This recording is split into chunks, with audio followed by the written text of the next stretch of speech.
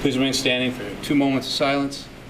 I would like to remember Mary Ann McAuliffe, longtime CES teacher, and Linda Powers, longtime retired teacher from the district, spent most of her career at the middle school.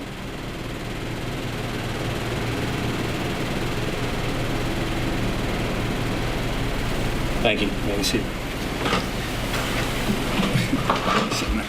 Sit in my kid's chair. So I'm opening the meeting because this is our reorganization meeting, our first meeting since the election. So at this time, I would open up for any nominations for chair. I'd like to nominate Joel Bates as chair. I'll second. Are there any other nominations? Okay, we'll go ahead and close nominations. We want to make a motion to... I'll make a motion to close nominations. I'll second. All those in favor? Okay. So we need a motion to appoint Mr. Bates as chair. I'll make a motion to appoint Mr. Bates as chair. I'll second. All those in favor? All right, so Mr. Bates will remain the chair of the committee. At this point, I would typically turn the gavel over to Mr. Bates. Unfortunately, he's unable to make it. So what we need to do is I'll continue to accept nominations for the role of vice chair. So at this point, does anyone would anyone like to make a nomination for vice chair? I'll nominate Brendan Bailey for vice chair. Is there a second? I'll second the nomination of Brendan Bailey for vice chair. Any other nominations? Okay. So at this point, we'll close nominations. Is there a motion to appoint Mr. Bailey as vice chair? I'll make a motion to appoint Mr. Bailey for vice chair. Second. All those in favor? All right, Mr. Bailey. That's it. I'm done. You're in. Throw you right into the fire. You might want to bring your own chair. Yeah, I'll bring my own chair. Not short enough without it.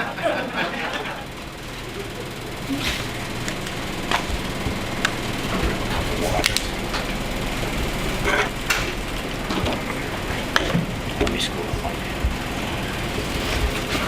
First here.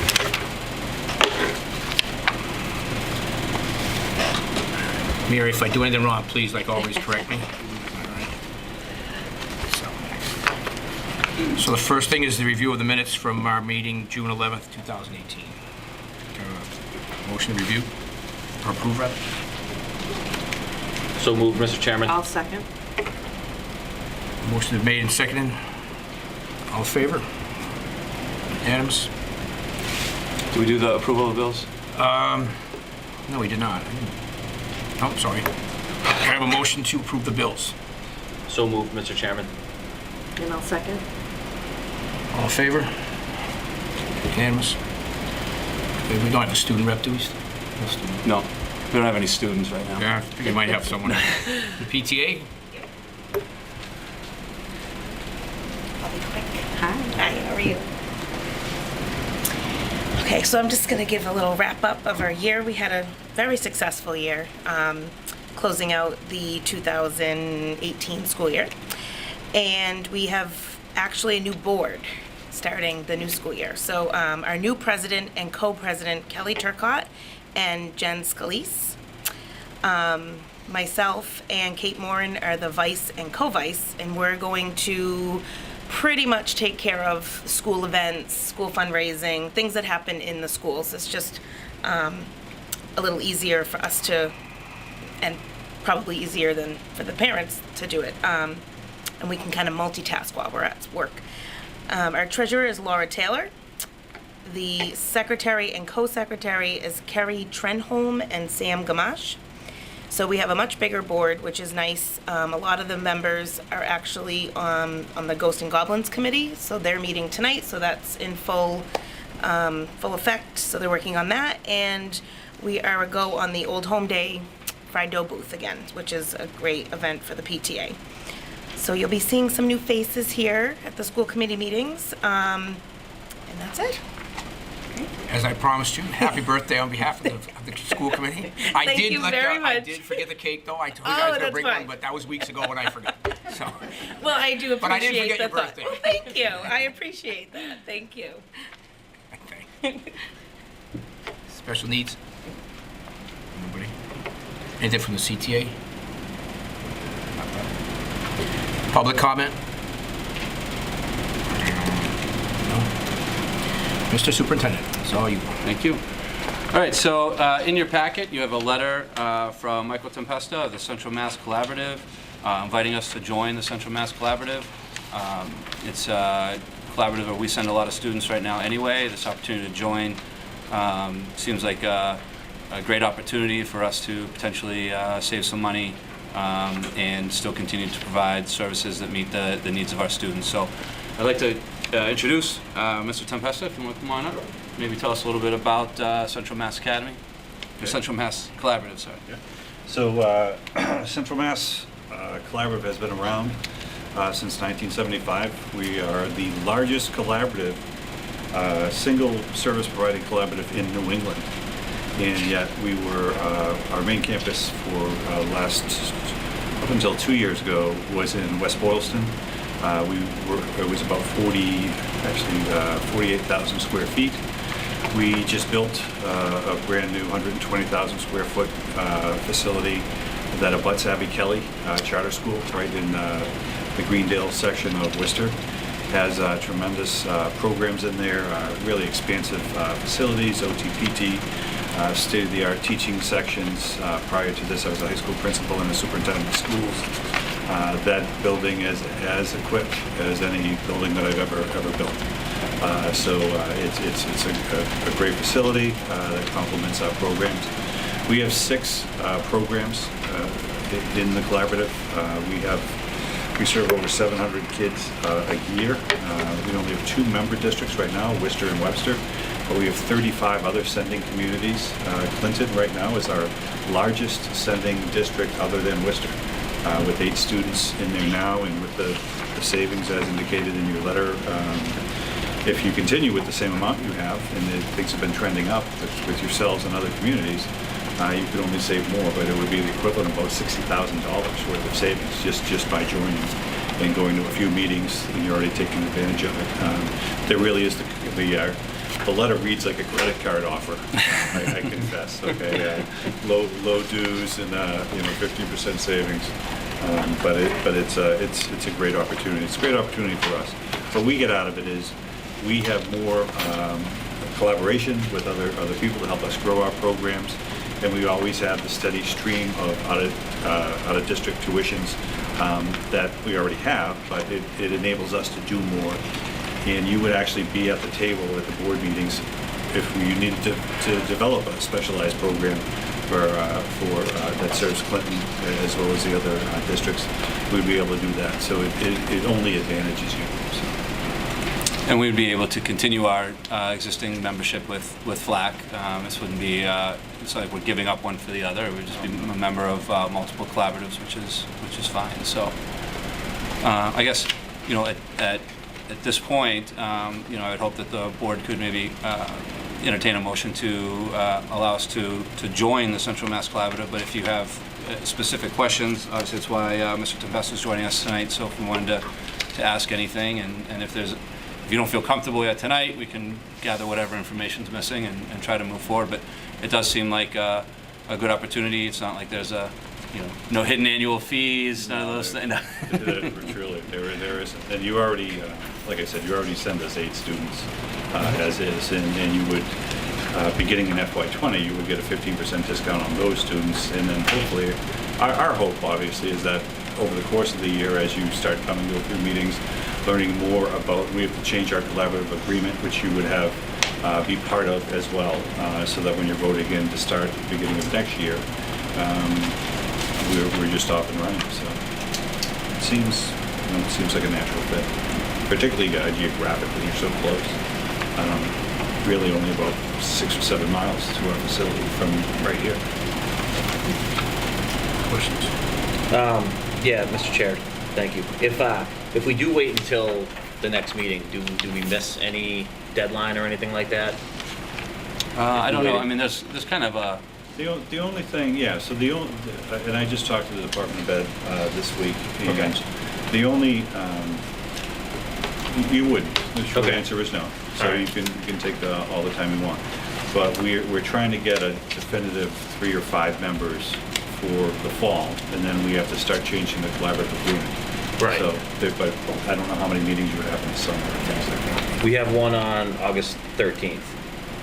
So, I mean, I'd prefer, and then especially with one of the members not being here too, I mean, whatever the board decides to do, I'm fine with, but I'd prefer to take the time in between the meetings I'd like to look into this a little bit before we vote. I think it looks like a great idea and it seems like a no-brainer, but I just am reluctant to vote for something on the first meeting that we're introduced to it. That's all. That's my feeling. But I don't really foresee it being an issue or anything. It's just I'd feel more comfortable taking the time in between to kind of look at this, get Joel back, and maybe do the vote at the next meeting.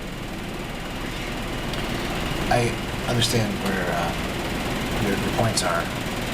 Just because I'm pretty familiar as far as the collaborative piece, and my philosophy has always been, if there's not an impact financially on a district to be a member of a collaborative, you have that opportunity.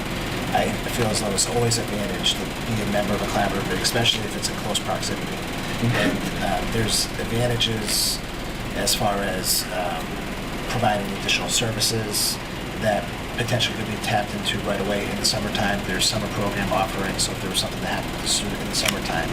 So due to the fact that it's an instant savings and cost for us, so if we have any students that are participating in the summer program or are receiving any services from this organization, because going through our bills, we have a lot of things being provided by this organization already. Mm-hmm.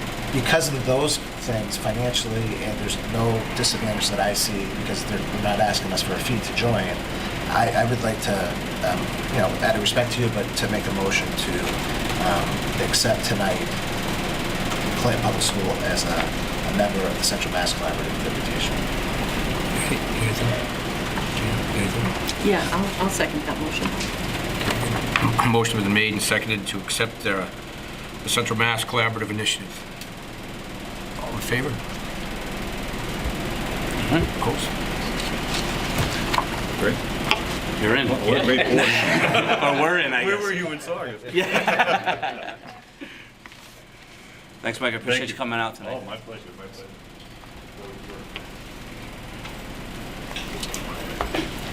Next, we have some representatives here on the Real Mentors program, Fathering Fathers program. It's been going on at the middle school. It hasn't really been. It's been, I guess, sort of a loosely affiliated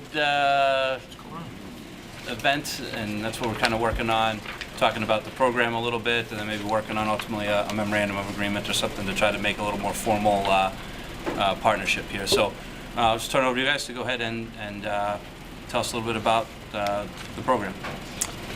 Hi, I'm Jake Milano, and I'm the mentor program coordinator for Fathering Fathers Incorporated, and I think you know these two gentlemen on my right and left, Tom Santacenia. Tom's a mentor in our program, and Terry is, since he left here, Terry is on our board of directors now, Fathering Fathers.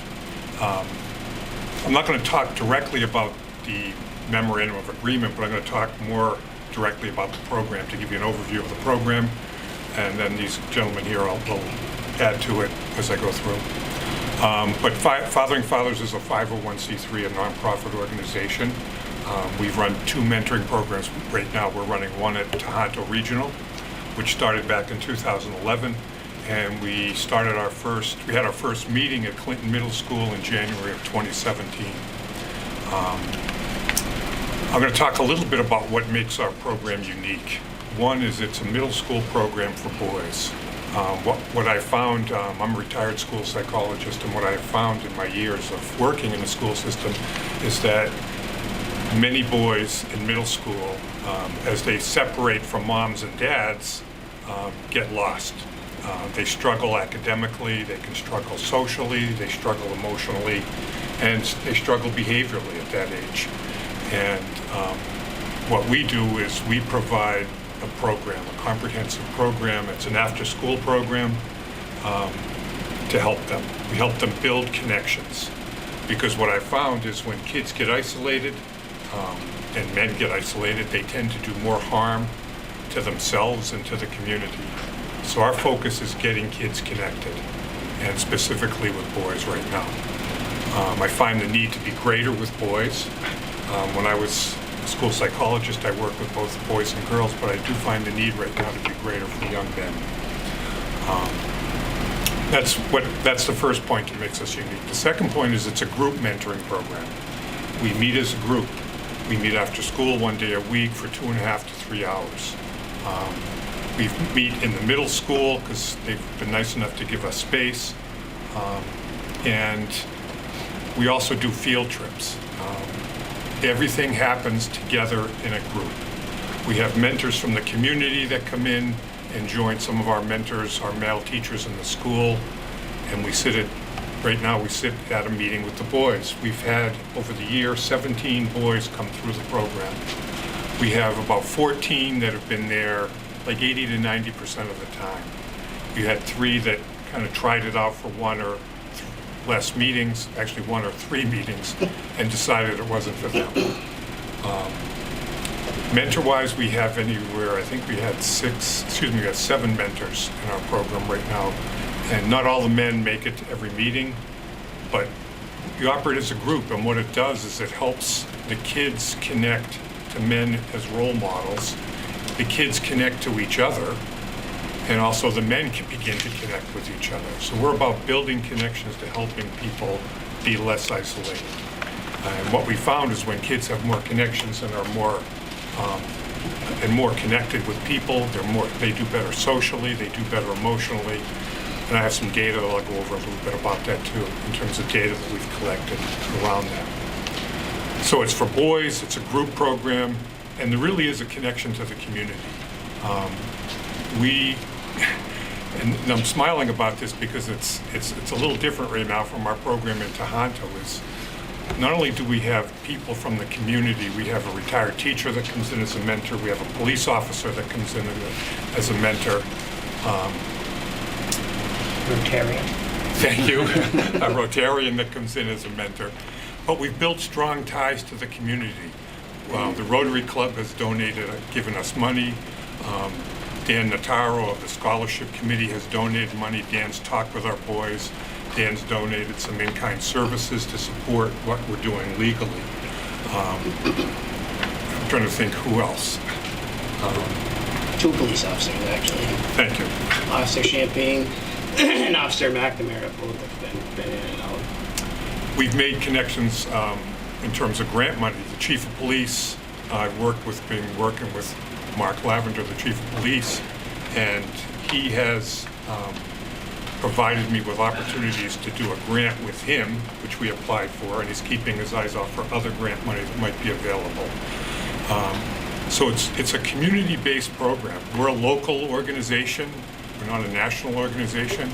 And when we came in, to be honest with you, we didn't expect the response that we got from the community in terms of people stepping up to help us, in terms of men stepping up to help us and become mentors. And, we want to use that and build on that because that's ultimately going to help the boys. Does this just go during the school year? Is this Just goes during the school year right now. Our funding comes right now through grants. As I mentioned, I don't know if I mentioned, the Schwartz Foundation has given us grants. The Arthur and Martha R. Pappas Foundation has given us grants. We've gotten individual donations. The money, what's the money go for, what it's used for? There's no paid staff on the organization. We have our coordinators in the school that we offer a stipend to. And that's the only people that get paid. We are actually looking to try to get stipends for some of our teachers to be mentors as well, but we don't have the funding yet for that. We're still fundraising for that. And the Clinton coordinator choose not to accept her pay. That's Danielle Bailey. Yes. Danielle's been an integral part of connecting us with the students. A major supporter. She couldn't be here tonight, but she's a major supporter. And So she's the one that kind of screens the kids. She helps pick Yes. out students and suggest Yeah. students, and along with Bob Seed, that they think would be appropriate. And again, it's kids that might be struggling socially or emotionally, kids that might be struggling academically or behaviorally. We've also worked with Mr. Seed around opening up the program as an alternative to suspension for kids. And we've done that with just one boy over the past year. Instead of suspending him, we gave him the opportunity to come to 4 of our meetings. He came to 4 of our meetings and then kept staying at our meetings well after that. Because those are the kind of boys that we want to make connections with. Those are the kind of young men that we want to support, because we find that this helps them become healthier young men with more connections. Bottom line is, as you all know, middle school kids, especially middle school boys, they don't have a lot of male role models. Male role models are disappearing, it seems, in our society when they look to professional ball players, people who are putting their fists through glass windows when they get angry, stuff like that. Kids don't know how to handle criticism, failure, just simple things that we all have had to deal with throughout our lives, our ups and downs. But they don't really know how to do that. And that's why this program, every Wednesday, and I've been to a couple of meetings. I am not a mentor. Tom has been great, and of course Jake has. But it's, what I've seen is there's always a component of kind of blowing off a little steam, running around the gym, doing something kind of active. There's always some great refreshments. And then there's always that sit-down time where Jake presents some kind of topic or idea, and the kids start opening up about their issues and problems, and then pretty soon the adults start opening up about their issues and problems, and the kids are learning respect and confidentiality, and some of the kids who were never opening their mouth at the first few meetings are suddenly bearing their souls to what's going on in their home life, or what they're going through. And, when these guys came to me a year and a half ago, when I was sitting in that seat, I knew instantly we had to have a program like that, because I've said to other groups, we're not raising a generation of bad boys, but I really think we're raising a generation of lost boys. These kids need guidance, especially at that age, and some of them don't have those examples to look to anymore like we all had. And that's what makes the program great. Just to reiterate what he said, it's 100% true. I would bet 14 kids in that group, because I know them all, 11 probably don't have fathers at home or live with grandparents and don't have mom or dad at home, and it's tough. So it's an opportunity to be in front of other guys, where they don't get that. Like they don't get it. And a lot of them they're not athletes, so they're not with coaches, and they're not, they don't even get that part that way either. These kids are, a lot of them, if you heard some of the stories that these kids come out at with these meetings with, it's unbelievable, some of the stuff that these kids see every day. It's mind-boggling. Just to give you an example of something Terry said, and I won't use any names, but we had a mentor who was leading our meeting who came in and said, he came in and he was a little angry, and he said something he wanted to get off his chest. So we started our sit-down conversation part piece of that and just said what he was angry about, and then opened up the floor to anybody else want to get anything else off their chest. And some of the boys spoke, and they said they had a place to bring their anger, they had a place to share it and people to listen. And the name of the program is a REAL mentor program. REAL is just an acronym that stands for respect, engagement, acknowledging, and listening. And the listening is a real big piece, as we try to help these boys and men and us learn how to listen better. Learn how to just listen. And when you listen, it helps people feel accepted, people feel heard, and people begin to change and heal. But we have a great group of mentors because they're willing to just say what's there too. It's not like turning on the TV, like Terry said, watching the latest sports hero. So this is open to grades 5 through 8?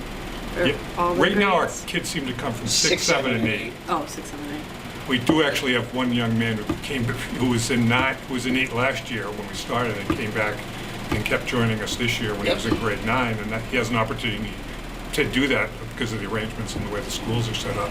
We also had a couple of juniors Clinton High, right? from Clinton High who came in as mentors. They were great kids, but they were been so busy doing a million things that it was tough for them to make that commitment to be there all that much. So there's really no set criteria. It's kind of just a tap on the shoulder from an administrator or a teacher that sees the need. Yes. Yeah.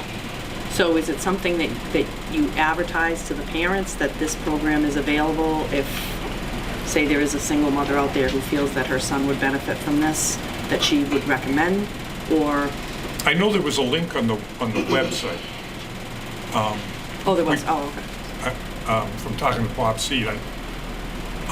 But we could probably, to be honest, do a better job of advertising it to parents. I don't know what your capacity is either. Yeah. If you have the. I mean, I know Danielle throws it out there a lot. Oh, okay. You know, and she sees a lot of kids. So, I mean, they come in and she thinks a kid has a need. She will contact the parents first and then say to us, hey, we think this kid's would be a fit. You know, by all means, you know. And I think that's one of the reasons we're here too, is that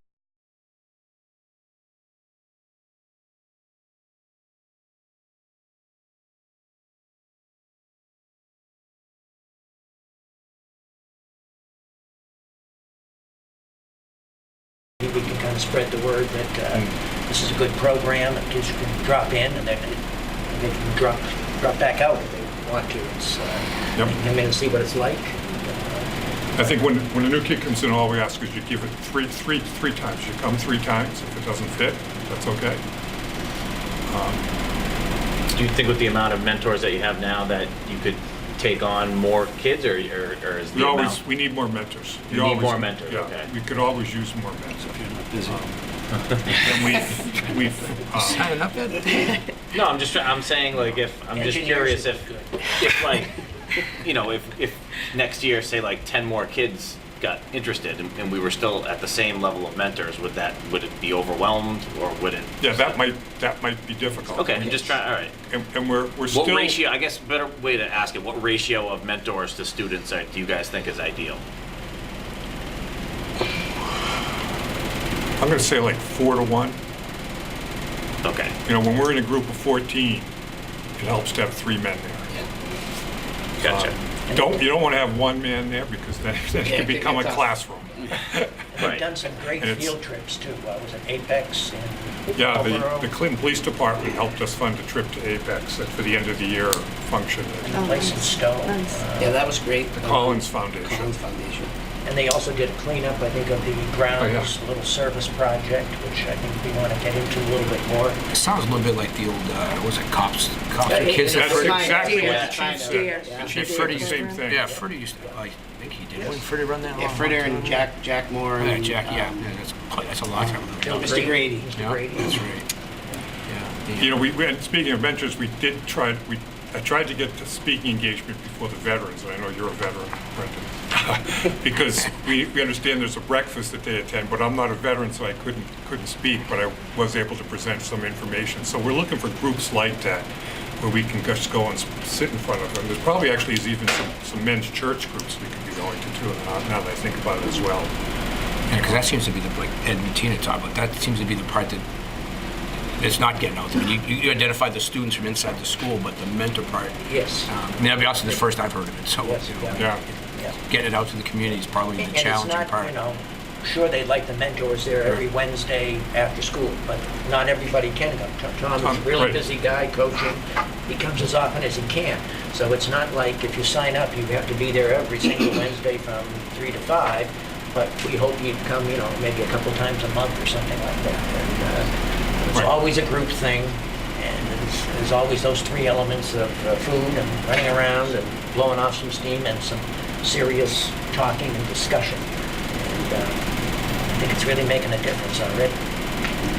So how many times do you guys go on field trips versus just kind of like getting together and exercising and eating and talking, you know? I think this past year we went on maybe 4 field trips. Okay. To be honest with you, we'd like to do more. Okay. And again, it's about fundraising to Sure. get the funds to do that. Okay. And how Yeah. often do you meet? Every Wednesday after Oh, school. every Wednesday. Yeah. Yeah. You know, and I've talked to Dr. Meyer about working, because I know, having worked in the system, in not this system, but a school system, that there's grant money available through the Department of Ed as well, especially around social and emotional functioning for kids right now, that we're looking to do. I'm sure the governor's new proposals has a bunch of things that could fit that, depending on how he chooses to divvy that up, so. Yeah, actually, I saw something about the money. Yeah. We'll see if it plays out. So I think, I mean, obviously, I've only heard good things about the program. I do think you mentioned the one where it was a sort of used kind of that alternative to suspension, which I think is a great idea. You know, you get down to this fact that, you know, you suspend a kid, all right, you issued a consequence, but you didn't really necessarily address the root cause of the problem, where using kind of a hearing process to maybe provide an alternative maybe helps address the root of the problem, so that we're not, you know, seeing the same kids getting in trouble over and over again. So, you know, I think there's some great potential there. I'd say the only thing as an administrator that always gets dicey to me is when we always talk about that it's boys only, and that kind of stuff. And I know that that can be, you know, a little trickier to navigate in today's society. But I also think it's also can be looked at as a good complement, because I think we also have a strong program at the middle school as far as like STEAM for Girls, which tends to do sort of a lot of the connecting with, you know, maybe people that could be looked at as role models, but more in that professional sense and industry and stuff. So in a way, I feel like there's almost like a complement program for it that sort of exists.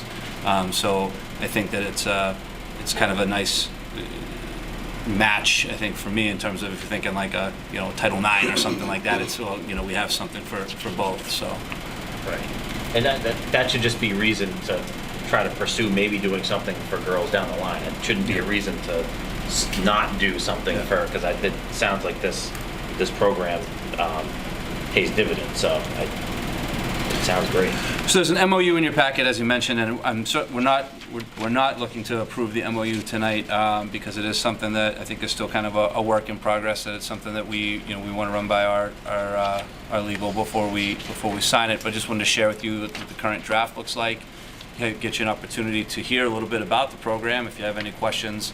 And I think that it's something that you would probably see in some coming meetings once we've had a chance to look at it, to see if we could get an MOU or something formalized to describe sort of, you know, more formalize our relationship with the program. Yeah, that was how long have we been running this program for? Since January of 2017. Okay. We actually started in the school in the fall of 2016, but Gotcha. we're working to get it off the ground. Right. The first meeting with the boys was January. Okay. And it's just at this time it just makes sense to have a captured written agreement. Right. So now that it's been going on for about, Sure. you know, in practice for a year and a half or so, as we continue to move forward, and then if we have more of a formal kind of document that shows that there's a formal partnership that might open up other avenues for possible grant funding and those types of things as well, that we think down the road to help sustain it or expand it. Is academic tutoring at all a part of this, or is it just mostly? Academic tutoring hasn't been a part of it. Okay. I think it really hasn't. Okay. Just curious. Okay. No, thank you. All right. I think it's a fabulous idea. Yeah, I'm I think glad it's to great. see it. I was just reading about another school, and I thought it was a great idea. It's very similar. It's a gentleman's club where you can join the gentleman's club, and on the meeting days, all the boys are required to wear a shirt with a tie. And yeah, I think the world needs more gentlemen at this point, so it's great to have. Sounds like, what was it, Tosh Sigma, like the 1950s or 60s men dressing up. Yeah, I just feel like a lot of our students need that extra help and guidance that they don't get at home, Definitely. unfortunately. And Especially in that social emotional area. this program sounds really wonderful. So thank you for what you do. Oh, you're welcome. Thank you. Thank you. Thanks. Seeing you guys. Good seeing you. All right, so we just had a few quick things under facilities, but one of them we have Mr. Duffy here tonight to maybe help just update us on where we stand on the fire station update. If you remember, we did get the Urban Agenda Grant for the feasibility study, and I know I think we're getting close to moving with that, but We're getting ready to move. Good evening, members of the board. I come to give you an update on the fire station project. Remember, the idea is to conduct a series of analyses to understand whether that facility can be used as a makerspace, with the primary user of the building being the Clinton Public Schools, and maybe some secondary, tertiary users as a community makerspace and as a venue for workforce and workplace skills development. The short is we are still moving forward. We're also behind. That's entirely my fault. We're a little slow getting out of the gates, and the capacity is limited in my office. But the meat and potatoes, the biggest bulk, the biggest part of the grant will have to do with the building analysis.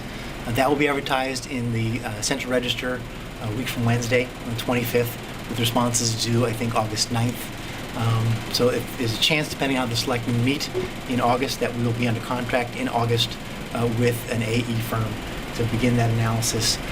If not, then it would be the first week of September when they go back onto the regular schedule. The other two components of the project are the makerspace. Steve and Paul and I met with Lauren Monroe from Technicopia back in March. She has been traded back. Oh, sure. You're very quiet. Okay. What did you miss, Jen? Okay. On the makerspace, we've begun doing some work on that. We'll formalize the agreement. Now the end of summer's here. We get back into getting into the community and rolling it out. On the workforce development side, maybe a little more slow going. Our agreements with the our preliminary agreements with the North Central Mass Workforce Investment Board. Tim Sappington, who's been the executive director there for probably 25 years, retired at the end of June. So they're having some changeover in staff and need to understand what their capacity and commitment is. So looking at that component of the project. But in short, we're behind, but we're not fatally behind. We're going to start rolling it out. Certainly the architectural side in the next, hopefully we'll be under contract within a month, and we'll take it from there. For the firm that's going to do the feasibility study? Yes. Okay. And what was that North Central, that group that you said? North Central Mass Workforce Investment Training Board.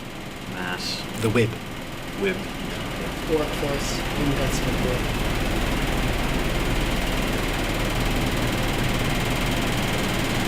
Would that be for the student component or the community component that they'd be working, or both? That would be a community component, although it would be student insofar as we communicate with Kristen Cordio in understanding what utility that asset, the workforce, workplace skills place, might have in helping transition or further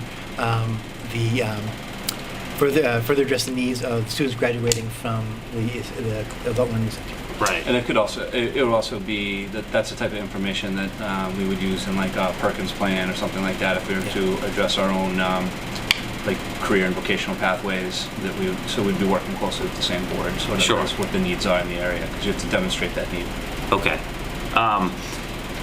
Is there any way, doesn't have to be for the next meeting, but can we get a tentative timeline of, I know plans change and things may change, but just a totally tentative timeline of from now until ribbon cutting ceremony, what would have to happen? Well, I can't tell you ribbon cutting's going to. I can tell you what'll happen after we spend the grant. But. Right, but I'm saying like in a perfect world, just to get an idea of like what, because I just want to keep an eye on like what deliverables the board will be responsible for, because I don't think I think everyone thinks this is a very important component moving forward for the schools and for the community, and I just want to make sure that it stays on the radar, and I don't ever want I don't ever want the ball to be in our court for, I don't want, you guys waiting on us to do, so I just would like to, if I could kind of see it mapped out and then know, what we're going to have to, deliver for the project at a certain date. Well, for the purposes of this grant, the deliverables have to be in hand before December 31st of 2018.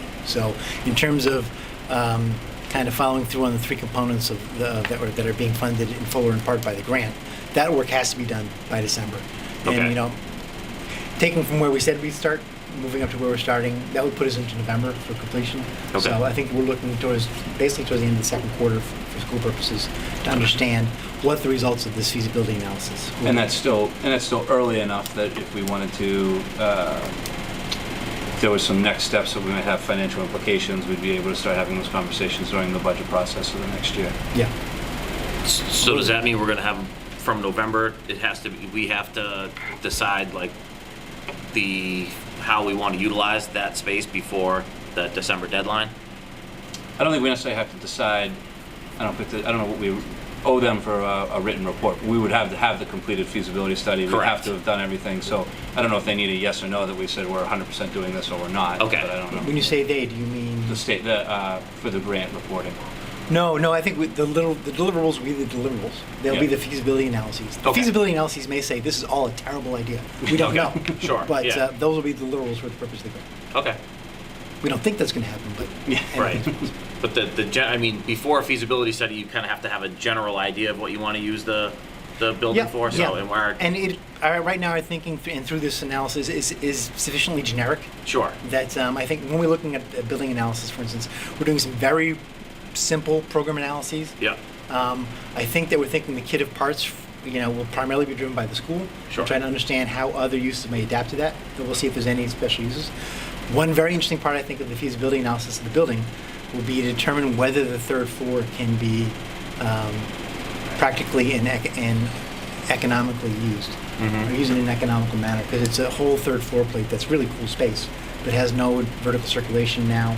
We don't know if it's structurally adequate to support loads and uses, but I think that would be very interesting, because among other things, with Paul, we worked up, and Mark Shriver from Lancaster, an architect, we worked on some preliminary programs, and we've got the first two floors pretty much used up right now. So if we were to look at, accommodating art, making it a STEAM center rather than a STEM center, for instance, Sure. we'd have to understand how useful the third floor could be, how usable the third floor could be. Gotcha. Can you hear me, Jen? No, you started mumbling again. That's right. Is this on? No. Okay. So just a quick question for Yeah. you. So with the feasibility study, we're looking at, floors 1, 2, and 3. With having the opportunity to take a tour of the building, I Yeah. understand how unsafe right now the third floor is. Yeah, it's not habitable at all. So feasibility is one thing, right? Yep. But as far as the cost impact to go with the third floor versus just going with the first and second floor, Yep. are they going to provide that to us as well? That'll be part of the analysis, yeah. Okay, because I think that's important, because to be able to do it is one thing, but knowing how much of an additional expense is, I think is the more. Oh, yeah, everything is a cost-benefit analysis. Okay, all right, perfect, thank you. Do you think we'll be able to still use the fire poles still there? Yeah, well, that'd be awesome, yeah. That's all, half our circulation issues. Just grab on with the gravity, do the rest. Yeah. Right. So Thank you. that's where we are. I apologize for not having more to tell you at this juncture. We're just behind, but now that we've cleared some other things out of the way, and Steve's made me appear before you guys. I know I know I got to get on the ball. So No, thank you. okay, Thanks, Bill. great, thank you. Summer projects update. I don't have a big update on that, mostly because I was out of town last week, so I don't know exactly. A couple things that are done. The doors in the central office are all completed. That's all done now, and I think all the lighting upgrades that were in the first round of the lighting upgrades are at this point completed. There will be probably additional rounds of those as we continue to move forward. So I know we've done the lighting projects and the sign off on those and the doors. I know when I checked in with Russ, I think the walls at the middle school, have they started that yet? Yeah, so the walls at the middle school are started. Yeah. So we're moving along with that project as well. So that I know that was in the works and should be completed in time for the school year for next year. Those are just kind of the main projects I wanted to update you on. As far as other updates about summer cleaning and all that kind of stuff, Russ is going to attend our next school committee meeting on August 13th to give you an update on where we are with the preparation of the buildings for school. And I know typically we do walkthroughs, which is kind of the other thing down there. So I don't know. Can I just ask Yeah. you a quick? I know with that warrant article, it kind of changed a little bit. Are we on tap to get the security cameras this year? Is that something that Russ is going to handle? Yeah, so I've been working with Russ and trying to work with Karen and Mike. Because of the scope of it, because it's 2 buildings, we're going to have to at least do an RFQ to try to get quotes. We have one that we can use to write the RFQ, and then we'll have to put it out, and then we should still be able to get the security cameras done. Assuming, based on the one quote we have, which is the company that did the elementary school, I think we can get it done, but we'll go out for quotes and see if we get a better price. So or you just anything. can't automatically use the same? I just can't, just because of it's going to be, now you're talking like a $36,000 project, so you look at procurement laws and stuff, it's going to end up, we at least got to give other people an opportunity to quote it. we don't have to do a formal bid process. We just have to give them the opportunity to quote. And if they're on the state bid list, we can use them right away, pretty much after that. So it's a little bit of a delay, but it still should be good to go. So that is one of the things that's on the, I did talk to Russ about, got him the quotes, talked to Karen and Mike, trying to get that up. Okay, look at the state. Comparable in the state bid list, yep, okay. What's the turnaround time for an RFQ? Are we required to follow 30 days or? I don't remember if it was 30 days, if it was 2 weeks for an RFQ. Do you remember when was it posted for quotes? Can't remember if it's either, I can't remember if it's 30 days. I feel like it's less than 30 days because it's not a full bid. I think I have all that written down in my office, but we'll get that up quickly so we can get that in. I mean, I would anticipate that my guess is that the cameras will probably not be installed unless we pull off a miracle by day 1 of school, but we should hopefully have them vendor picked out, things being ordered, and they're just waiting to schedule a day to come in. And when they did at the elementary school, they were able to get it in a couple days once they got everything in. Right, because they probably booked for the summer and then have September openings. Yeah, it's just tough, you get the fiscal year turnaround. Although it's a great time for us to do stuff, it's hard to pull the trigger on it. We haven't had any issues with the ones down there, right? No, we haven't had any issues down there. Those have been working out fine. So, school committee facilities walkthroughs. We don't have to do anything with this tonight. I just want you to maybe think about it, and then when Russ comes in at the next meeting, maybe we want to talk. I know traditionally you guys have kind of divvied up different areas, like one goes each building, one does a field, something like that.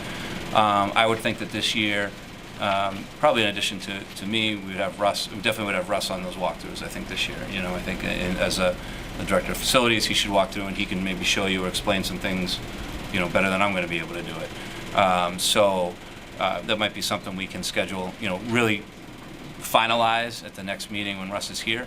But I don't know if you guys want to think a little bit about it, or if you have any conversations that you want to have about, do you want to keep that same mode of just each one takes a building, or do we want to try anything different now that we have a director of facilities, or do we want to even ask him and see what his thought is, since he's probably done it in other districts? So I like the idea of walking through with him. yeah, I think that's I think definitely the walkthroughs you guys did last year. I mean, doing the walkthroughs last year with you was almost as informative for me as it was for you at that point, for me being new. I think definitely getting him on the, going with you guys would be great, and I'll try to go as well, and hopefully it'll be a group of us.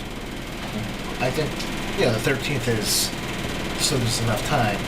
My only thing is I would like to do the walkthrough, so if I see something, We still have a couple weeks to fix it. Yeah. so that's the only disadvantage of waiting, but Yeah, I mean, I guess if you guys assigned it now, then we could work on even scheduling some of those walkthroughs before the next meeting. That's true.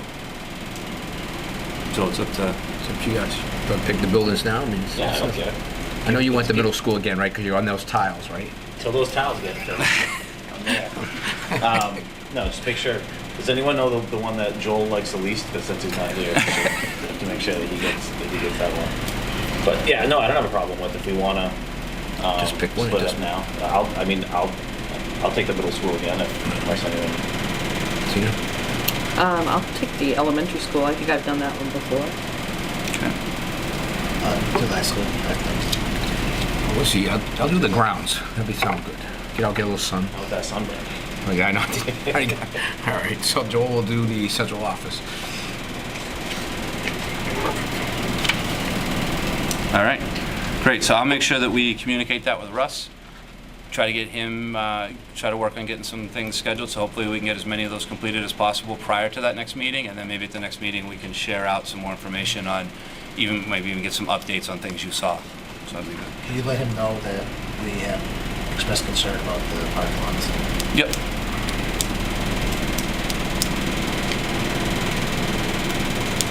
So we had a few resignations towards the end of the year. Anna Murphy, special ed teacher from the middle school, resigned towards the end of the year. Nicole Pross, special ed teacher at the elementary school, resigned. Christina Howard, special ed teacher at the middle school, resigned. And Linda Muldoon, as a reading specialist also resigned. So we had 4 teachers who have moved on. We've been able to kind of post some of those jobs internally. Some have kind of been filled by some shifts around. We've also had some external postings. So in terms of staffing and replacing that staffing, I think we're in good shape in terms of filling our staffing for next year. In terms of new hires, I'll give you more of an update on all of our new hires when we get closer to the beginning of the school year, as we're still kind of moving some things around. But we have one new hire here tonight that I'd like to introduce you, and then one other one I'd like to talk to. So we're able to come to agreement with an interim director of pupil services. So that's Ms. Loretta Braverman. So Loretta, if you want to come on up.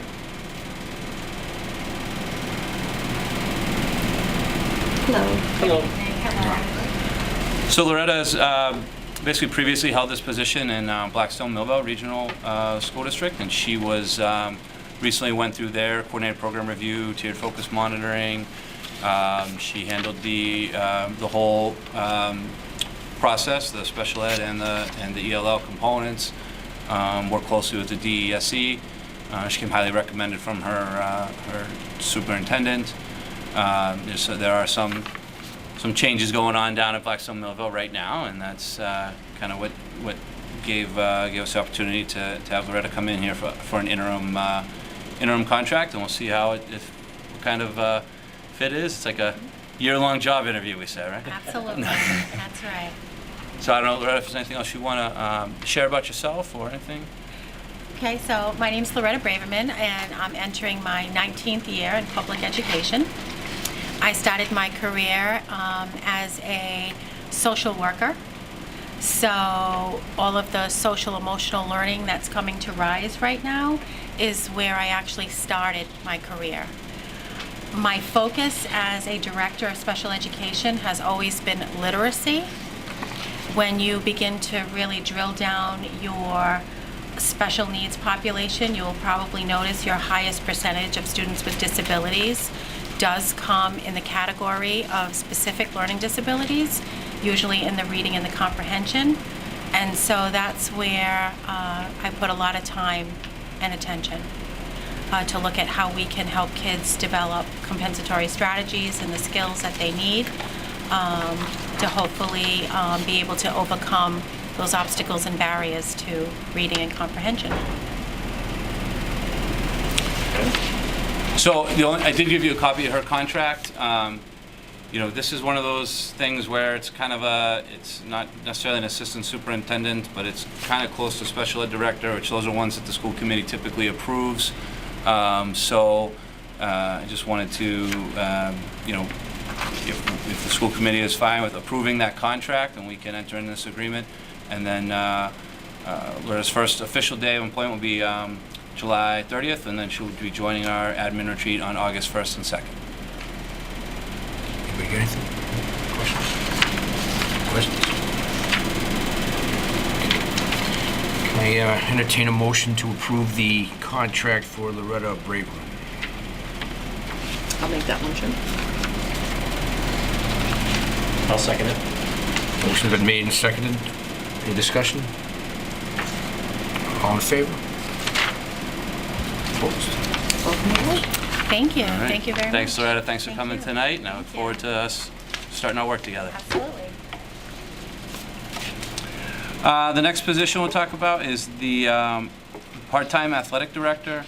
I know there was a piece in the item last week, because that's kind of news that can't wait till the school committee meeting, right? So I think I had like one urgent crisis I was notified for at the superintendent's meeting, and that was the item needed a quote for the paper. So, we did have a search committee. I know it was written about in the item. We had 38 applicants. Search committee screened it down to offered 10 interviews. After doing the interviews, came upon 3 finalists, and ultimately we've offered the job to John Smith. He's currently an instructional assistant here in Clinton. He's worked in the district for a long time. Coached numerous things in town, various levels, also been a football coach at Maynard. I think his passion for athletics and the impact it played on his life was a huge factor for the interview committee. And I also think some of his, I think it's also good that he understands. He understands Clinton. He understands the importance of athletics in his community. He's also had experiences in another district. He's worked at Maynard. He's seen other athletic directors. He's seen other things like that. So I think it's a good opportunity for John. One thing just to bring to the board's attention, just so you know, is that one of the things we're trying to negotiate with John was to, which as we mentioned with the posting, was that if a current employee got it, that we want them to be able to just kind of sort of continue their regular position on a reduced basis. So when I was working on the contract, because, and this would have happened with any current employee, I was informed by our legal counsel that in order for the person to be part of the collective bargaining unit agreement and have an individual contract, we just need to go to the selectmen to get a approval of that exception. She said it passes, like there's another prong to that test. It passes that test where he wouldn't necessarily be like the direct supervisor of anyone in his unit in that capacity. So we should be able to, it shouldn't present a conflict of interest, but because there's something in the statute to prevent a conflict of interest, so before we can finalize the contract that will allow him to do both of those things, I'll have to talk to Mike Ward and try to present it to the Board of Selectmen.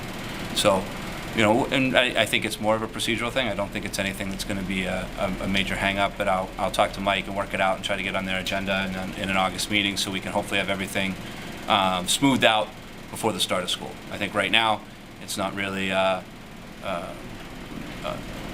huge rush. I mean, I think we're going to get it worked out one way or the other, and I'm sure given the choice between the two, if it didn't work out, he'd pick AD. So, I think we'll get it done. But I just want you guys to know about that and know that I will talk to the town administrator and the selectmen just to kind of make sure we do everything on the up and up. All right? So he's planning on keeping his current position as well? Yeah, but we're going to reduce it. So he'd be like a 0.5 and a 0.5. Gotcha. Okay. So he'd only probably do like 3 periods a day at the high school. Okay. And we've already talked to the high school administration at looking at probably trying to kind of sandwich his periods kind of in the middle of the day, so he'd have that flexibility in the morning or the afternoon. Okay. But it would still get him here every day, and he'd still Yeah. see the kids and keep those connections and do those types of things. So I think it can work out. And then what we'd end up doing probably is posting for a part-time instructional assistant to fill the periods that he's vacating. And it might not necessarily, it doesn't mean someone's gonna have to come in the morning and then the afternoon, because, the way the special ed classes are, that doesn't necessarily mean we have the same amount that needs supported in the morning or the afternoon. So I think as we get a little closer, we'll be able to look at what that job would need and post it accordingly. Steve, does that affect his benefits not being a full-time employee versus a part-time? His benefits? Yeah, No, because it should, so that's the whole thing, when we're trying to kind of write the contract where he's basically a full-time employee, but he's 0.5 on this collective bargaining agreement. So if it wasn't if the other half wasn't with governed by a CBA, we could just build it all into one big contract. Okay. But because it is, and he's still going to have to kind of remain as part of that union, we just need to go through this other step. Perfect. But it should be fine for, it shouldn't make any difference. We just want to make sure that, there's no, that we go through the process and acknowledge that the law is written in such a way to avoid a conflict of interest. We're presenting that it's not a conflict of interest. As long as the selectmen say, yep, we agree, then we're good. All right? All right, so I think those are really only other staffing updates I had. I think we're excited. I think our administrative team is kind of shaping up nice now that we filled those 2 positions, and we're able to kind of really start our heavy lifting as we prepare for next year. So curriculum updates. You had some information in your packet about the Harvard study.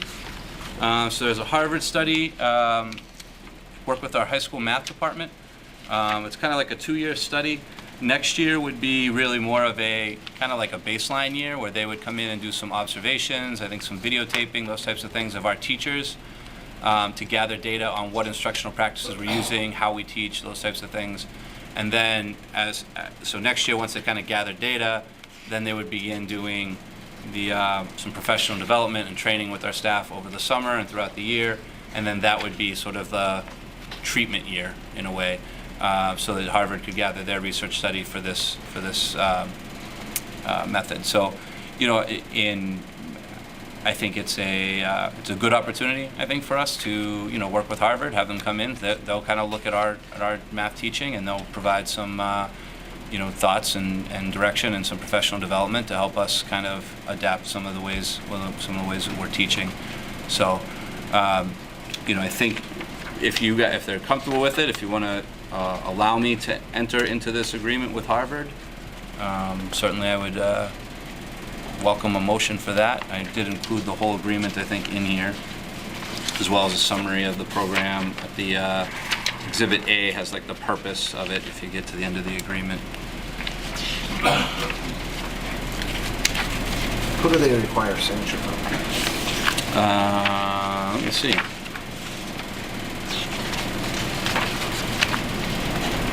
I don't know, the data owner. So I don't know, the way it was presented, it seemed like they were looking for one from me, but I didn't want to enter into a study without getting school committee approval, so. Right, I didn't know if They needed it from the chair? or there's associations that offer. If there's what? Teacher association. Oh, yeah. Right. So, I mean, it was presented to us by the math department chair, but certainly we could have more conversations with the CTA just about it, just in case there's any concerns about. Doing observation. Yeah. I don't think they wouldn't really be evaluative in that sense. It would be more for learning, but I'm sure if it's not identifying them. yeah. But does the school committee have any questions or concerns about the study, as from your perspective? Do you, like, how intrusive is it? Are there gonna be like people with cameras like filming like classes and stuff like? It shouldn't. It really. I can't imagine it's intrusive. I mean, I know I've done. I know doing through like my dissertation work and doing different things like that. A lot of times they're going to be pretty discreet, especially today. It's not like you're walking in with like a tripod and lighting guys. Like it's going to be like an iPad that they're holding up for 5 minutes. So, I think that. I don't think it'll be anything that's major disruption. And we always have the ability to opt out of the study. So if we came in and we said, hey, this is ridiculous, we could opt out. And that was what I was going to bring up, is Yep. making sure that there's no timeline as far as when you have to opt out. Right. If there's a problem presented that day, you can opt out right then and there. Right, yeah. And I think it read in there that we can opt out. I mean, the term of this agreement is for 24 months and is can be renewable by the parties. But I believe we had, when I read through it, I remember double checking that we had the ability to terminate it.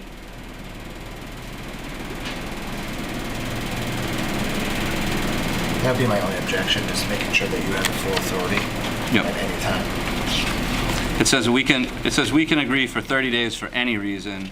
We can terminate it immediately if Harvard is determined to be in breach of the agreement. So if there's anything that they do that we feel is not what they said they were going to do, I think we have the right to terminate it immediately. And what are we're getting professional development out of this after they finish collecting their data? So the year one is the kind of that control year, right? And so in year two, during the treatment year, the teachers will take part in professional development activities throughout the academic year, a 1-week summer workshop presented by staff members from Harvard, and they'll get some more feedback and videotaping of the second year as they gather data and look at that. So it's really trying to look at their comparison and explanation of multiple strategies approach to algebra and trying to help that. So, I think it, typically, I don't know if it's the exact same thing. I know that some of our neighboring districts have done some similar work with Harvard, and I know that it's been well received by their math departments as well. So I think that it's, I think it's a good move, and it's not something. I will say that this was brought to me basically it was like the math department chair at the high school, kind of, I think, worked with the principal at the high school, and then it came to me. This isn't something where, Harvard came to me and we're pushing it down. This came up from them, so. I don't think there's a lot of filming going on. There will be some, but there's a lot. It's kind of, it sounds like it's a lot like an evaluation, but not Not evaluate. Not evaluate the teacher, but, feedback, and this should be better. That type of thing. More data gathering. Yeah. A lot. I assume do we share students' grades with them as part of the study? There will be some, but I don't think any of it is. I think it'll be like, this is the class you're looking at. Here's the data from the class. It won't be like this is what. Right. Yeah. Gotcha. So when they say Harvard and Harvard researchers, the students, grad students, professors, professor aides, do we know like what Harvard research like? Typically, it's probably going to be a professor, a group of professors who are running it. They probably have doctoral level students who are doing some of the research for it. Okay. So some of them might have part of this embedded in their dissertation work or thesis work for a master's or something, and they might be doing. So there could be some graduate level people doing it as their schooling, but they're typically ones that would just be doing some of the. That might be who actually comes on site and does a recording. Yeah, you know what I mean? Right. Okay. Anything else? Are we waiting on the motion? No. You What else? any questions? Nope. You good? Okay. Entertain a motion to accept this agreement, allow the superintendent to enter into this agreement with the Harvard Math Study. I'll make the motion. I'll second it. You had all the questions. I figured you were ready. Making sure you're okay. Motion been made and seconded. Any discussion? Further discussion? All in favor? All right, thank you. All right, just a real quick update on Perkins updates. We did get our notification of our allotment for the Perkins grant fund for this year. It's about $20,000 again, $22,000, something like that. So that's a program improvement grant. Last year, if you remember, we awarded that grant pretty late. We're still trying to spend some of that now over the summer. It's a federal grant, so we have until the end of August to spend it. But we were able to finally get our Perkins plan approved, which took some back and forth and answering all the right questions, but I think we're there. So hopefully we'll be able to continue this and move forward. And I would say that being down at the MASS conference last week, a big push was there's a lot of schools that are really looking into more of this pathway type program. Not just having sort of the standalone electives anymore, but really having it so that there's, you can still maybe take things just as a standalone if you just want to experience them, but those opportunities for, I can take Computer Science 1, Computer Science 2, and Computer Science capstone project, and I'm going to leave with sort of a credential almost of I'm well versed in this language, those type of things. So those are the type of things that the Perkins grant should allow us to do, to look at developing those types of pathways. And I think it ties in nicely with what we're trying to do down at the fire station and the makerspace, and we'll be able to kind of dovetail those things nicely. So now it's probably past our bedtime. We did invite Megan Silvio and Alyssa. Amarini. I was gonna get it close, but to come and give you a little update on elementary curriculum maps. So as you know, for next year, we changed kind of Meg's focus to be more of the assistant principal for curriculum and instruction. And Alyssa is going to be in the role of literacy coach for next year. And they've already held the titles of ELA department chair and math department chair. And they've been doing a lot of work this year on really looking at our curriculum maps, making sure that we are actually addressing all the standards in the proper order and the proper grade level, and providing the appropriate resources to do so. I feel like they've made tremendous strides in this work in a month, so that's why I was like, please come here and tell us what you're doing.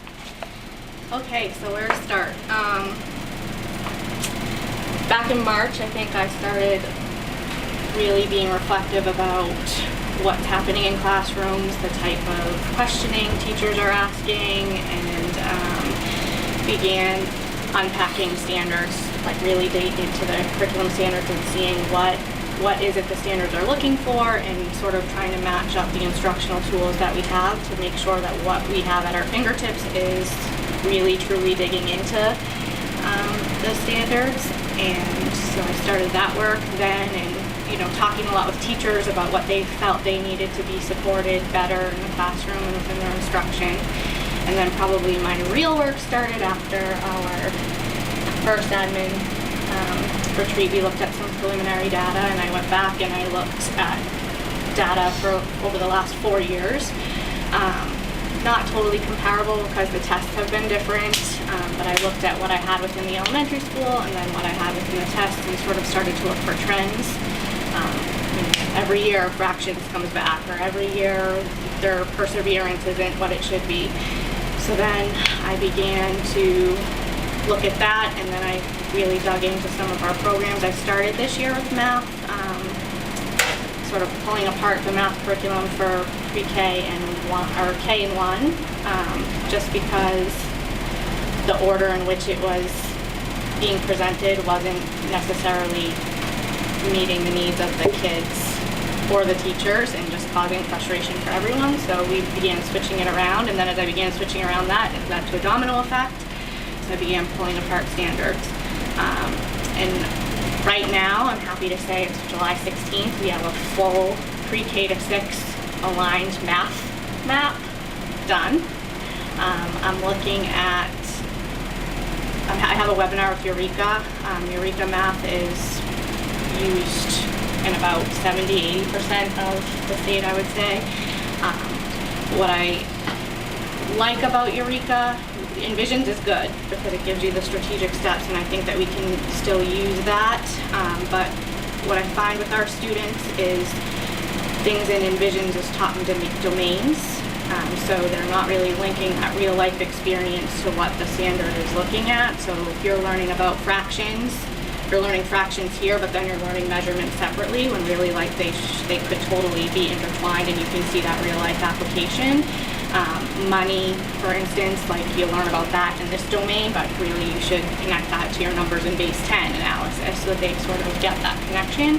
And Eureka does a really good job with stuff like that. So I have a webinar with them this week actually, and I'm hoping to get a little bit more information. If we use Envision, and I've sort of aligned it in the map, and then have the Eureka tool, it kind of adds that rigor that I think we're missing, and it helps our kids be more problem solvers versus just procedural in math. And I think that's sort of the place where we need to go.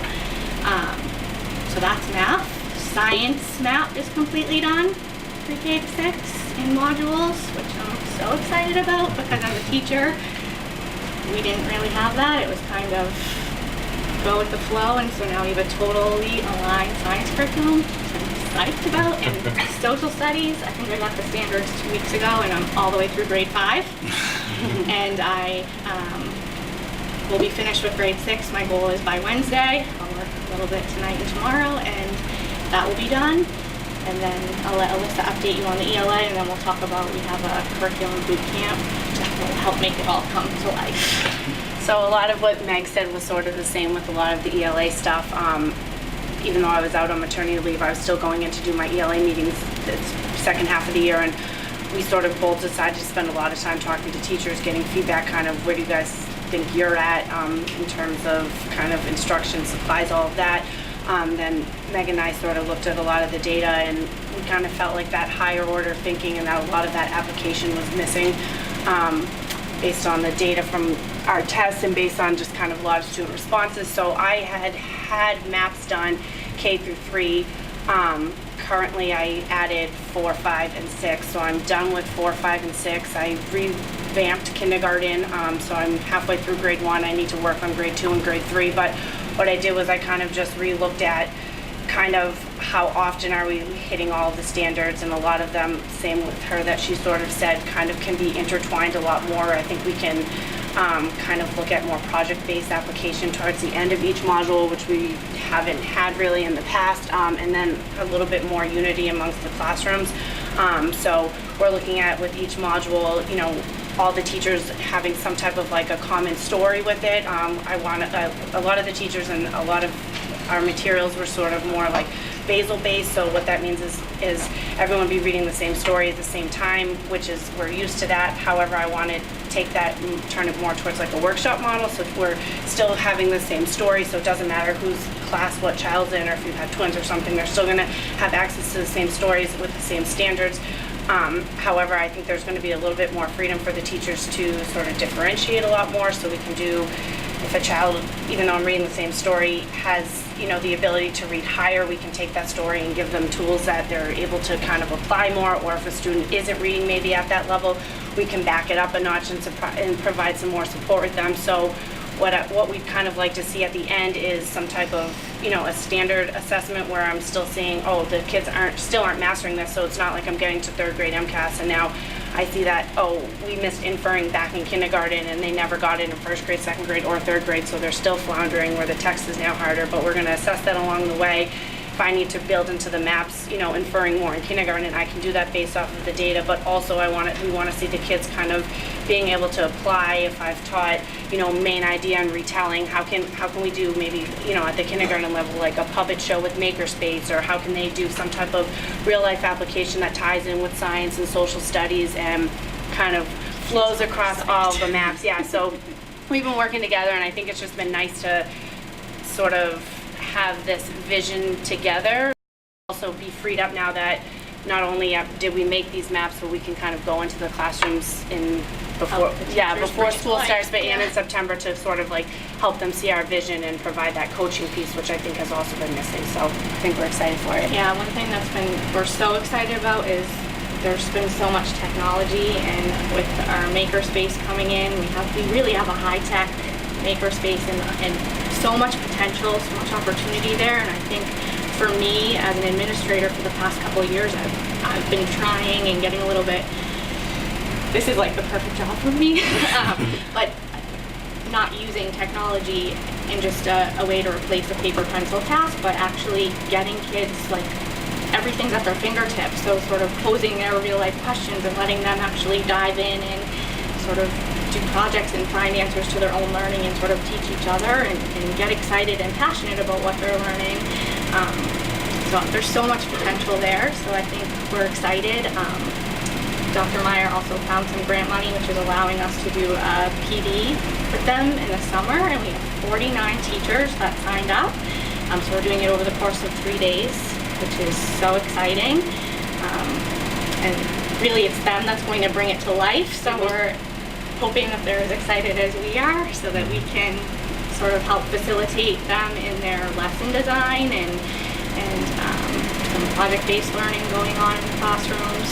I'm going to go with a pirate theme. I know many of you have probably seen me in a tutu or whatnot, but I'll be going more with a pirate theme this year. I've done a lot of like networking with different schools and different teachers and different leaders, and the pirate theme is actually an acronym for passion, immersion, rapport.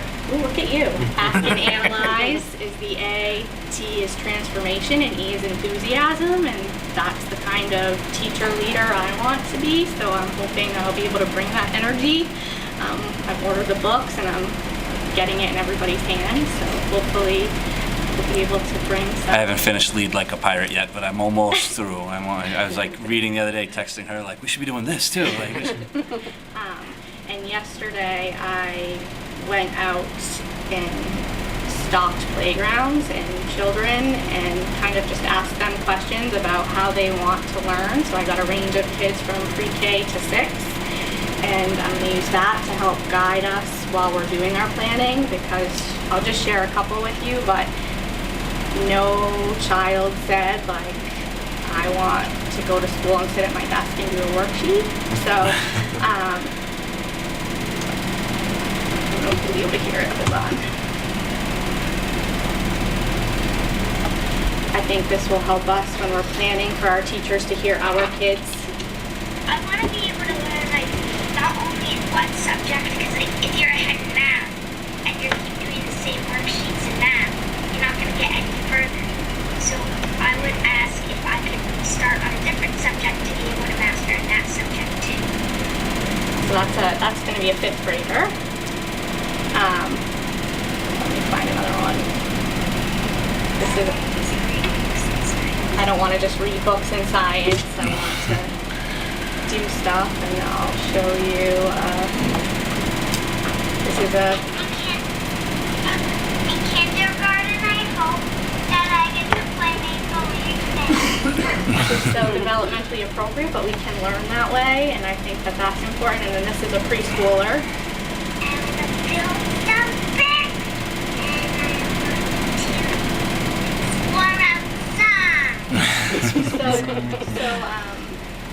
Just cool to hear these are all our kids. Do they continually give these suggestions, or this was like a Oh, yeah. one-time thing that, like, you know, you So She I'm went out going and just to did it use in this. like I went the out last 3 days yesterday. or something, and just grabbed kids around town and said, tell me how you want to learn. Yeah, Like, just ask them unprompted, because I feel like, all of them, like this is this is my daughter, but I didn't. Coach her. So she said, I think kids should have more of a choice in how they learn what you want them to learn. And so that's my kid too. I taught myself how to do all this. So but I want to do that and sort of use the kids as teacher has a perception of what's really happening in their classroom, but then allowing the kids to sort of share in a non-threatening way, like what's really happening and how are we meeting the needs of the kid that wants to do more art, and how are we meeting the needs of the kid that wants to use a computer and the kid that wants to build something, because there's so much more than just showing what they know on a potential test. And that was another theme, I think, of the MASS conference too, is talking about, student agency, and it's really to engage them. You need to allow them to have a say in how they're learning now, because they showed some examples of worksheet questions and stuff, and one of the presenters showed some worksheet questions, and he's like, the real answer to that question is who cares? I can say ask Google, and I'm going to get the answer to that question in 2 seconds. You know what I mean? So it's more, they still need to understand those skills, but we need to find a better way to get it out of them and let them create and do it. I went to a workshop, and one of the things that I really took away from that is teachers, and being a teacher, I understand and relate to it, is, you have these science and social studies standards, but you're not necessarily the expert in that area, and so you're digging and looking for the right tools to help your kids understand what, the Revolutionary War was, or how to do that science experiment. But really, like, kids can just sort of go on here and the answers are right there. So it's more teaching them how to, what part of that are you passionate about, and you teach us. And they were saying things like, you still see those assignments like make a slideshow about whatever, and they include things, but if you pose the question to a student more like raise awareness about, like, the opportunity is endless for them to do it in a way that they can connect to it. So I'm out of my skin excited about the opportunity, and I do think one thing I should say is that I know one of the meetings where you guys came in and crashed one of your meetings where you were working, and one of the things that you said was that, that our teachers deserve a ton of credit for how well, how well our school system has been doing, because there's so much has been dumped on them, to saying, they just kind of need to figure it out on their own. And I think what we're really trying to do now is to try to help teachers by saying, no, we're providing you, we're definitely not trying to get to the teacher-proof curriculums of, 1994 or whatever, but we're trying to get to, there's some consistency, there's some, fidelity, and, we're going to address different standards, but you don't have to go and dig all that up and do it yourself. So we have it mapped out for you, and now you can use your expertise as a teacher to match that to your kids. Well, science and social studies matches. I think, though, that's part of our vision too, is that we didn't want to do like that, like foolproof total map. So what we're planning on doing is like 6 weeks at a time, kind of planning with teachers, with Meg and I, so that they can kind of pick our brain, we can pick their brain. So these are the standards we want you to cover. How are we going to do that? And that is going to be like kind of a big collaborative piece, which we haven't had a lot. And I think that's also going to make a huge difference in what materials do we need to get this and do the hands-on type projects, and what people can we use to help us with that. So I think teachers are excited. Last year I started doing lessons in classrooms and just letting teachers, whatever, I'll come in and it's not going to be like a great lesson, but you can give me feedback and we can figure out how to make it better. And I did that, started with a couple teachers I knew would let me get in there, and by the end I had hit 27 classrooms total, and so that was like practically the whole school, so that was pretty exciting, and I'm excited to do more work like that. And I think the summer curriculum PD should be a good kickoff to that, really introducing this and getting them to start thinking about planning. And it's 3 days, but it's not the same people all 3 days. It's kind of split up, so it's not as expensive as it might sound. We're able to cobble some Title II and Title I carryover funds to kind of squeeze that out. So everything sounds fantastic. Yeah. So from listening to you and then hearing the different updates as we're going along with what you're doing, first of all, I'm very excited that this is the direction that the district is going, and I think that a lot of your teachers will be very excited because now they don't have to be second guessing themselves on a regular basis.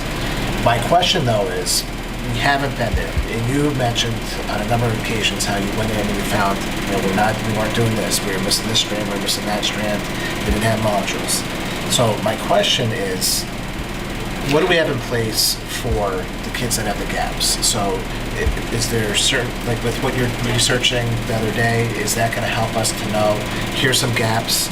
So for the next couple of years, as the kids who were not able to benefit from it in kindergarten, first grade, second grade, are now jumping in third and fourth grade, is there data that you're going to be able to realign things? In the summer, when we're perfect planning, that's great. But now, if the kids aren't picking it up, kind of like the implementation part of it. Like now that it's like your high school program of studies, right? So it's you make a change, but it's not until the kids who are freshmen see that change happen. So is there something? So another favorite question, because I love that stuff. I think with the WIN, we bought a lot of new interventions this year, and I think we're realigning and restructuring that. Bob Seed is like a master at sorting out data and already have kids identified to who we are going to really need to target, and we'll have a whole team of people sort of watching those kids closely. And I think we're probably going to hit road bumps where we're going to have to stop and reflect and think, how are we going to meet those needs? But I think with 2 WIN blocks in that time, the elementary school, I feel pretty confident that we'll be able to address those needs. Alyssa and I are both available to sort of also be an extra set of hands if we should. And I'd say particularly from like a math standpoint, we purchased an intervention through some Title I funds called Do the Math. And it's designed to be in a small group intervention, but there have been schools who have used it and scaled it up to like a full classroom intervention.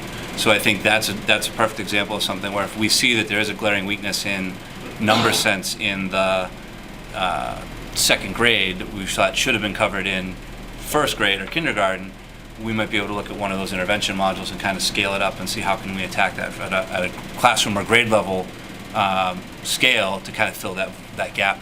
And then my other question is, so you didn't mention Atlas or anything like that, and I don't know all the programs that you mentioned, so in fairness, maybe it does what Atlas does, but are we looking at going in that direction as far as having some kind of computer program that's going to be able to collect the data so that we're able to align that, but then also show us where we're duplicating our strands or duplicating modules? So right now we've just been using Google Docs. Google Docs, so we've been using Sheets, Docs, and they're doing a lot of the manual kind of looking at sorting this out right now. I do think that down the road, that's something that looking at as we develop this and we want to house it and have more true fidelity with it. I think exploring those is good, but I also think that I've worked with Atlas in the past, and it's sometimes it can be just one more thing they need to log in, and so I think that for now, and I know Mike McEachran had some familiarity with how they were setting up sort of the Google curriculum stuff in some other districts, so he's been kind of building that system for us in Google. Google and other things might be taking the place. Yeah. It might be a lot cheaper as well. Yeah, at least right now. It is right now. So. Any other questions? Okay. Great job. Thank you very much. Thanks. Good job. All right, last thing I said was administrative retreat updates. As Meg mentioned, we met on June, I'm gonna say 27th or something. It was like maybe 25th. It was like a week after school. And really just tried to, we met for, a full summer day, let's say. And we looked at a lot of data. We had the multiple choice data from the MCAS results released. We kind of dug into that. We did some reflections on how we thought the last year went and things we might need to try to move forward with. So we really was kind of, that first day was trying to sort of kind of wrap up last year. We met today. Today's focus was looking a lot more at PBIS, safety, the couple, food and policies and that type of thing, and also kind of the whole concept of student support teams and how we want that process to work from, a teacher identifies a need, the student support team looks at it, where do they go, how do we build a win intervention, those types of things. So looking at that kind of process. Tomorrow we have another meeting. Tomorrow's going to focus a lot more on human resources, reviewing our employee handbooks, looking at things like Teach Point and even School Spring for how we post jobs and handle that. So doing a lot more HR stuff tomorrow. Then we have 2 more meetings, full-day meetings on August 1st and August 2nd. Those meetings will really be the ones where we're really kind of taking all the discussions and the crazy chart paper I have going around my office right now and really mapping it out into a concrete, PD plan, goals, all those things for this year. And all of it we're still trying to build off of the strategic plan. I mean, that was on the first day, the first meeting, that's part of what we built right off of. We walked right through a strategic plan and said, what are the things it says we got to get done? And we started getting that right up there, so. Steve, with all the, this mapping and everything, has this affected the notification to students and parents about who their teachers are? Are you still in the kind of, and I know it's not you, but your administrators, and they still kind of in a, like who they are. I don't know if we have a like date a draft for that. mode or Rob, do we have a date draft for when we're gonna do the teaching assignment notifications to parents? I thought. We don't usually do it until about a week to 2 weeks before, so by the second week of August, We'll try to look into that. I just thought, all the energy is amazing, but all that going on, you're in a cold. No, I mean, I think we did a lot of work. Start getting the call. We did a lot of work with trying to place those groups while we still had the teachers here for one of the last PD days, and really trying to look at what kids would be a nice mix for each classroom, and trying to get those kind of groups of people together. I think part of the concern is if you say it too early, now now someone leaves and someone moves, and then someone else comes in, and now people are like, well, I thought Right. Yeah, and kids, yeah. So. Thanks. All right. I think that's all I have. All right. Your evaluation, I know, has everyone here sent theirs to Joel? I know Joel was, so we'll just probably, I'll get with Joel and Steve, maybe Joel, put on for next meeting. That's fine. Policy committee, Ed, anything?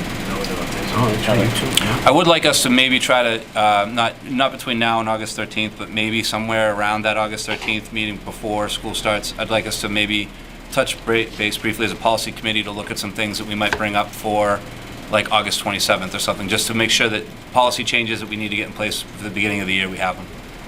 Like what we were saying is we're going to start identifying like 3 policies at a time to bring to our attention. So we maybe get inundated, but at the same time, we know we're looking at a large picture. Yep.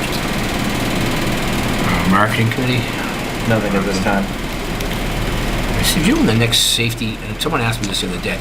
So we talked about that today too. I think I'm going to try to have Mary reach out and schedule a safety committee for either August 1st or August 2nd. Okay. Because those are the days that we're meeting next as admin, so we'll all be around. Because I try to schedule those days around our vacation schedules and stuff. So if I can make that work, then we'll do probably August 1st or 2nd. I'm sure I'll probably have Mary work on seeing if one of those days works better for people. Perfect. Thanks. Old business? New business? I just want to bring to your attention that I handed this out to you. It's not very comprehensive here, but this is just something that the MASS is passing out. This is highlights of Governor Baker's supplemental budget proposal. And you can see there's a lot of stuff in there, particularly around mental health, and school security, school resource officers, tip lines, see something, say something, all that kind of stuff. I don't really know exactly how this money is going to be distributed yet, right? So that's the million-dollar question is, are these things going to be, competitive grants that could be accessed, through that process? Are they going to be almost like entitlement grants that are dispersed to school districts based on, whatever the indicator is? Or are they things that might be, investing not even directly to schools, but more indirectly, like they're going to invest in some other substance abuse treatment program to help support schools or something like that. So how it's going to play out, I think, we still remains to be seen, but at least it's positive that, these are a bunch of educational initiatives that he proposed in that supplemental funding. So I think with all those things that are in place, it's important with our administrative retreats and other things to have like that wish list. So if some of these things come up that align with projects that we're not able to finance this year, but we're on a wish list, because it seems like 5 or 6 items. Yeah, you're sitting there going, yep. that you've been bringing up as far as a desire for us, but not able to do it all overnight. Right. So if that stuff comes up, we kind of have in mind what we're thinking about doing, so we don't waste the turnaround time, because even though there are things that were our ideas where we want to go, there's small funds next to it. So Right. Yeah. No, I think it's exactly right. We need to keep all those things that we have, kind of what we wish we could do, have those ready, so that if all of a sudden a whole bunch of RFPs are popping up for grants, we're ready to go. Yep. On that, are we in line for the resource officer starting the school year? I know. Yeah, I mean, we allocated it. Last I talked to the chief, we were going to try to sit together and talk about sort of like MOU, probably me, chief, and Mike Ward, about what logistics we might need to do on that. I don't think there's a ton with it, and we also have that safety. Yeah, I was meeting. just thinking, right after I said that, I realized we already talked about it. But I'm probably going to set up a meeting with Mike soon anyway, because I got to go over the AD stuff with him, and then I want to talk about the school resource officer stuff with him, and so we'll try to see exactly where, what his thoughts are on that. Because same idea. I mean, I think we're all on board. We just want to make sure we handle the mechanics of it appropriately. Anything else? Can you talk to Russ and find out if he can do anything about? I'm dead serious about that racket. I mean, this is supposed to be a library. I can't. Half the people up here, I couldn't even hear them. Like in the wintertime, it's over here. I think that you fixed it now. I just please, or let's meet someplace else, because it's intolerable. I got nothing. All right. Okay. We do All have right. to go into executive Executive session. session. It should be fairly brief, but Yeah, we will not reconvene. I think you have to read the Either whole read thing. Oh, I do have to read this? All right. Under Chapter 30A, Section 21 of Mass General Law, Open Meeting Law, the committee will enter an executive session to discuss collective bargaining, CTA, non-union personnel, administrators, and cafeteria workers. The committee will not reconvene. Brendan Bailey, aye. Tina Zapata, aye. And Deval, aye. Thank you, Tina. Appreciate it. all right.